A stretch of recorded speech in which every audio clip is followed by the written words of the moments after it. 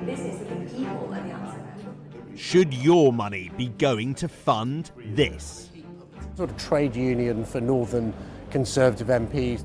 And should public money be funding groups whose leaders do this? A coup is when you use illegitimate procedures to try and overturn somebody who is in office. Coup is the wrong word.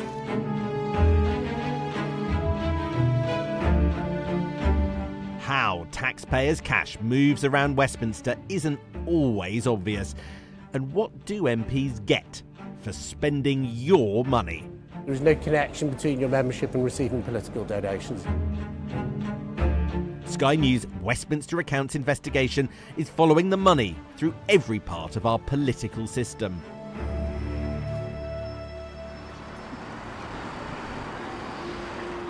Almost everyone knows the price of an MP's salary, nearly £90,000 paid by public money.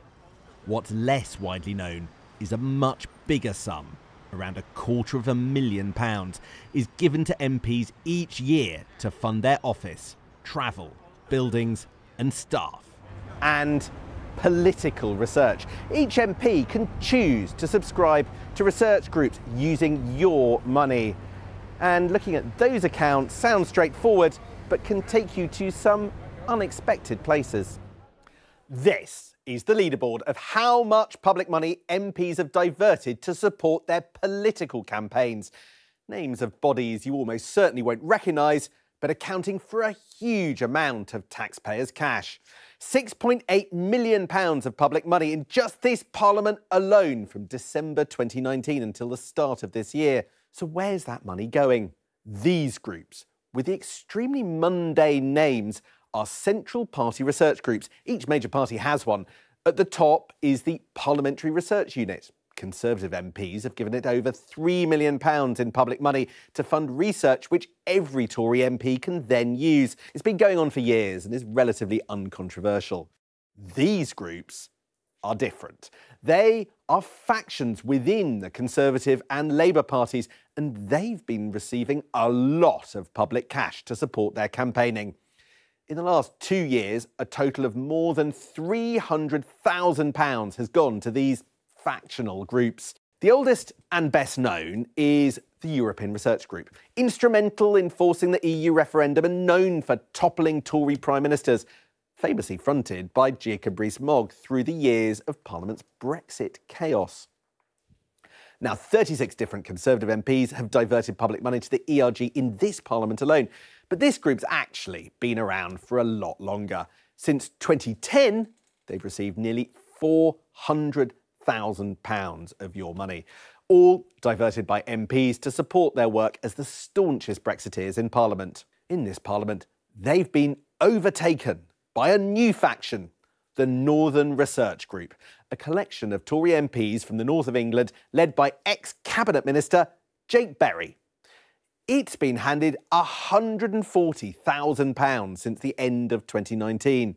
And here are the MPs who've diverted their public funding into the group.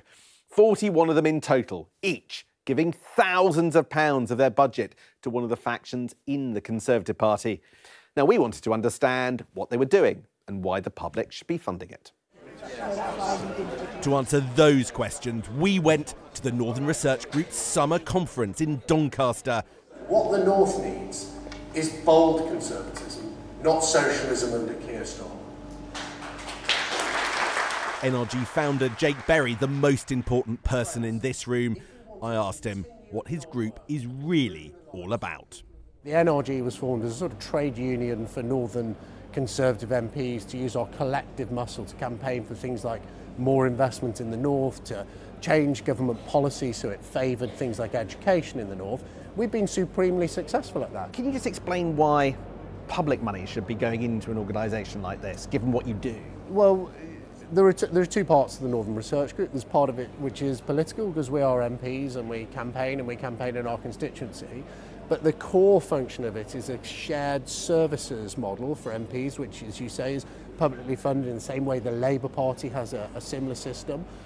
It's publicly funded, and that only goes to support colleagues in their parliamentary duties. So it helps with things like research. Tech-savvy people, get them living there. Public money meant to fund research.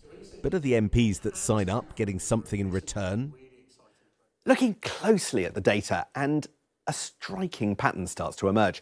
Let's look at one Northern Research Group MP, Matt Vickers. He's the MP for Stockton South. Now, in mid-June 2021, he authorised £2,500 from his office allowance to go to the NRG.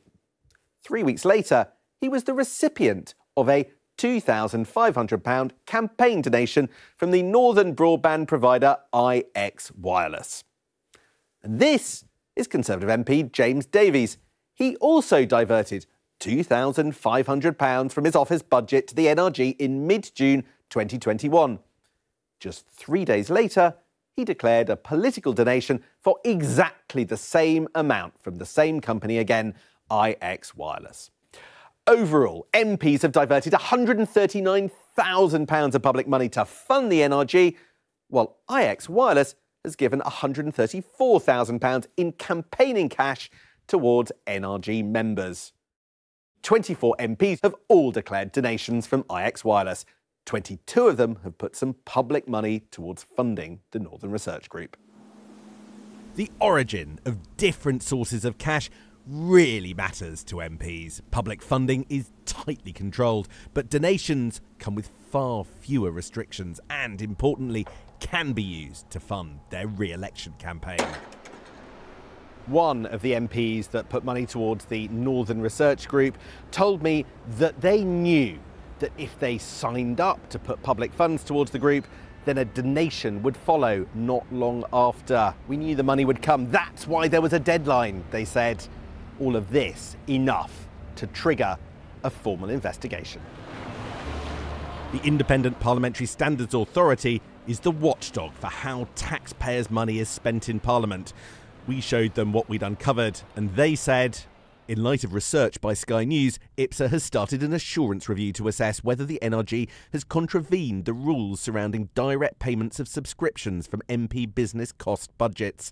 IPSA will also conduct assurance reviews of the other new pool services. This means a watchdog review into all the new research groups and big questions for the NRG.